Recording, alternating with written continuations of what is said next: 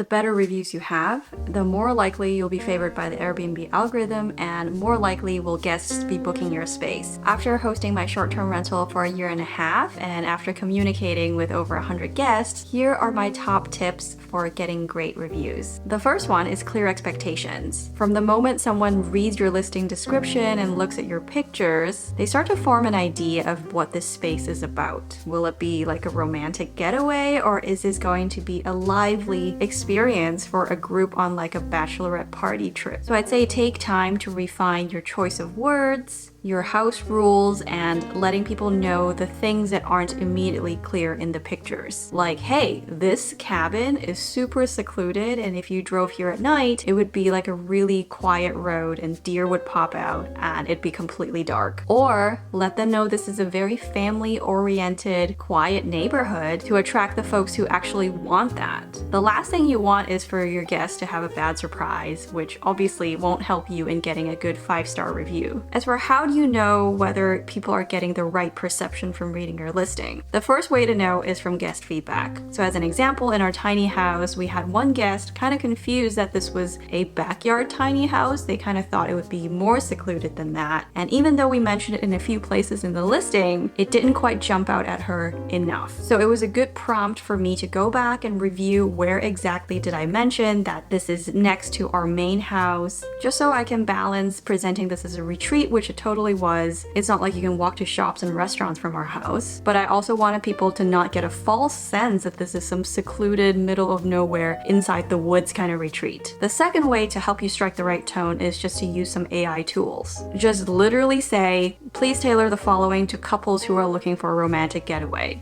and paste your entire listing description there. Maybe even do it with a few different AI tools to see which one you like best. ChatGPT and Bard are the only ones I've tried so far for this purpose. Both are great, but if you have other suggestions, let me know and I'll try them out. My second tip is to make sure you actually have a high quality space.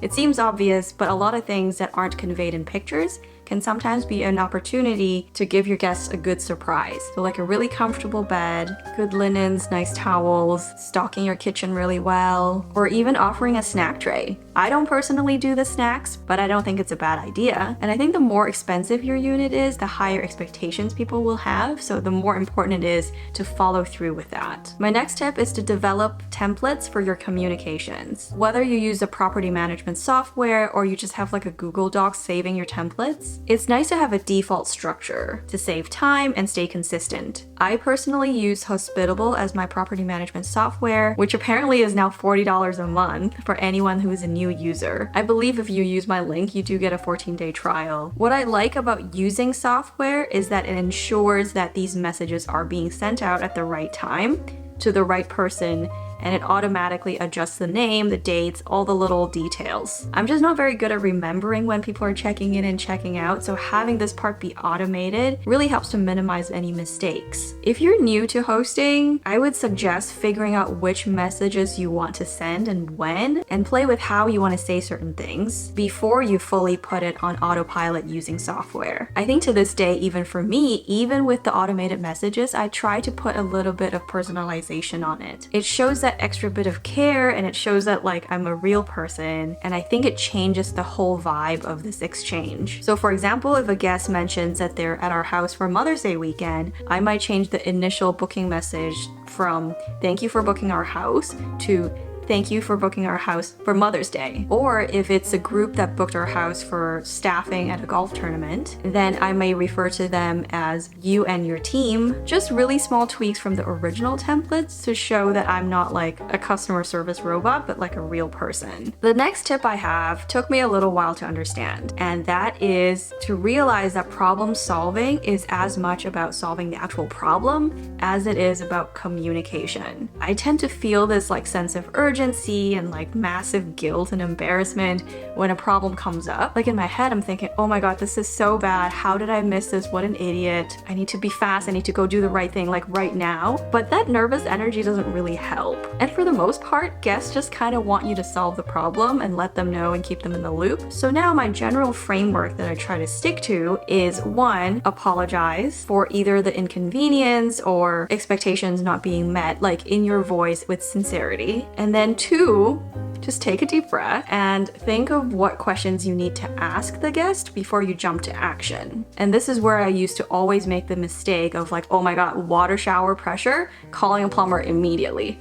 No, stop and think. In this specific example, I might say, just so I understand fully and can send the right person, was the shower functional yesterday and is this new? Would you mind rotating the shower head to see if this happens with one setting or all of the settings? And then you patiently wait, which is so hard to do. But when they write back, sometimes the problem was already solved. It was definitely the case in this shower head example. Turns out they just needed to rotate the settings and figure out which one has higher shower pressure. But if not, then you go on to step 3, which is the actual problem solving. At that point, you would communicate back to the guest saying, thank you for testing it out. I'll call the plumber right away and I'll keep you posted on when they're coming to fix it. Most guests at this point would say, oh, okay, thanks. And then you call your plumber, you set up the time to fix it, and then you let your guests know. Obviously, making sure this is okay in terms of timeline with what they have planned, in case they would rather not have anyone come during their stay. I think the key here really is just staying in communication. So even if, say, you can't find someone to fix that problem because today is Christmas and no one is working, you still want to let the guests know, like, hey, just a quick update. Unfortunately, we haven't found anyone yet, but we'll keep trying and we'll keep you in the loop. If your guests are upset, and I think you can tell from the messages of how they're communicating, or if it's just a really bad issue, a really bad screw up, you can offer to refund them an amount that makes sense to you, or offer to buy them coffee or dinner and just send you the bill. For my next tip, eventually you will get a subpar review and it will sting. But what's more important is what you do next. You'll want to A, take a deep breath,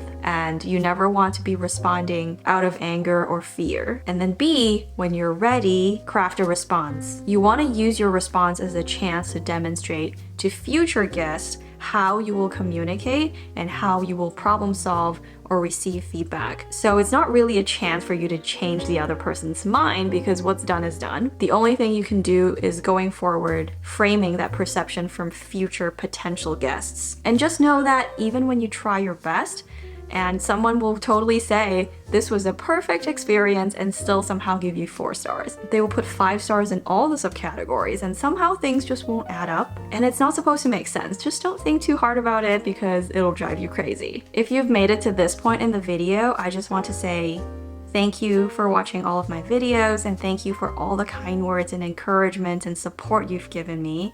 We have finally made it to 1,000 subscribers, which is mind-blowing, and it's been just a wild 8 months since I started. It truly does make my day when someone shares that this has somehow helped them in their journey, this was informative, or in some way it was resonating with what's happening in their lives. It's been such an amazing privilege to get to connect with some of you, and I hope to just put out more useful content in the future. And if you have any specific requests, please feel free to leave them in the comments. I'll probably share a little bit more behind the scenes for like creating YouTube videos and how that journey's been like in a future video. But if you have any questions about that, let me know too. Anyway, thank you again for all your support. I'm just so happy to be here and I will see you next week. Bye!